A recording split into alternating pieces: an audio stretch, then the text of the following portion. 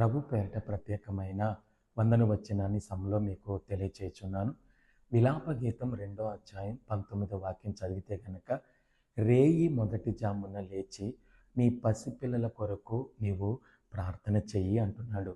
ఎందుకు ప్రార్థన చెయ్యి అంటున్నాడు విలాప గీతంలో? ఇర్మియాని విలాప ప్రవక్త అన్నారు. అంటే ఏడుస్తూ దేవుని దగ్గర దేవుని ప్రజల విషయమై ఏం చేశాడంట? ప్రార్థన చేశాడంట. ఈరోజు దేవుడు నీకు 2 బిడ్డలని, లేకపోతే 1 బిడ్డని, లేకపోతే 5గురిని, లేకపోతే 10 మందిని ఇచ్చారేమో. మరి ఆ పిల్లల విషయమై నువ్వు ఉదయాన్నే లేచి, రేయి మొదటి జాముని లేచి నీ పసిపిల్లల కొరకు నువ్వేం చేయాలంట? మొర్రపెట్టాలంట.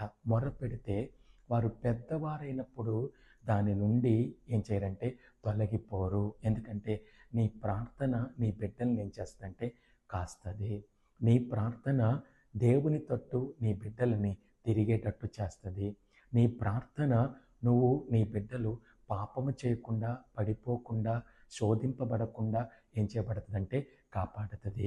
మరి నీ బిడ్డలకి ఘనమైన స్థానం కావాలని కోరుకున్న తల్లిదండ్రులు మీరైతే గనక, రేయి మొదటి జామున లేచి నీ పసిపిల్లల కొరకు నువ్వు చేతులెత్తి నీళ్లు కుమ్మరించినట్లుగా ప్రార్థన చేస్తే, ఒక కాలం వచ్చినప్పుడు ఆ బిడ్డల విషయమే నువ్వు ప్రార్థన చేశావు కాబట్టి, ఆ ప్రార్థన నిన్ను నీ బిడ్డల్ని దాటిపోనివ్వకుండా ఫలభరితంగా మార్చి ఘనమైన స్థానంలో నీ బిడ్డలు నిలబెడుతుంది. ఆమేన్.